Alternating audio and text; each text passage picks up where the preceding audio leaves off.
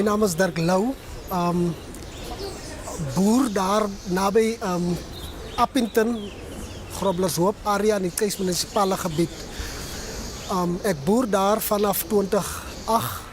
My gedagte en my droom het regtig verwesenlik waar ek betrokke was in 'n mentors, nou nie 'n program nie, maar dis iemand vir wie ek gewerk het vir 9 jaar. Wat geglo het in my, hy het ingekom vir my gehelp om 10 hektar pekanneute te vestig. En net daarvandaan het dinge vir my soveel verander. En waar die departement van landbou ingekom het met hulle program om van 2013 af tot nog vandag vir my te assisteer in die vestiging van droogdrywe. Nou die rede vir my bestaan is die feit dat ek 'n geleentheid gekry het en die beste gemaak het van die geleentheid.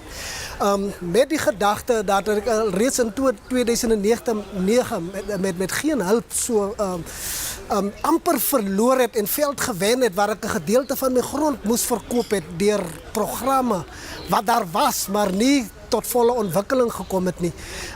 Moontlik tot my, wil ek amper sê, failure gelei het.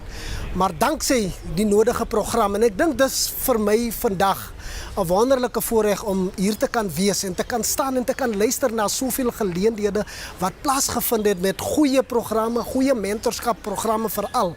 En ek dink vir ons in hierdie verband en in hierdie tyd waar grond die groot issue geword het in Suid-Afrika, dink ek met die nodige ondersteuning van departemente, met die nodige ondersteuning van goeie mentorsprogramme, met programme wat uitgerol word deur die regering, dink ek sukses is die voorland. En ek dink dis waar ons die moontlike nuwe boere kan vestig in ons land, opkomende boere tot kommersiële boere kan staan maak.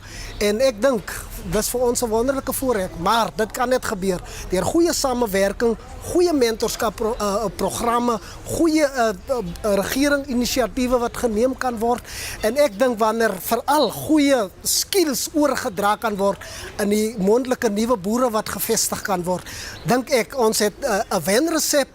So vir my gaan dit bloot daaroor. Grond vir my kan jy nie op sigself bemagtig nie, maar dit wat jy doen daar rondom. Ek meen as jy mense vanuit armoede kan bring en skills kan oordra en daai menslike vermoë weer kan vernuwe waar die menslike vlak kan verhoog, dink ek ons het 'n wenresep en ons kan nuwe boere vestig in ons land. En met samewerking van alle rolspelers dink ek is moontlik.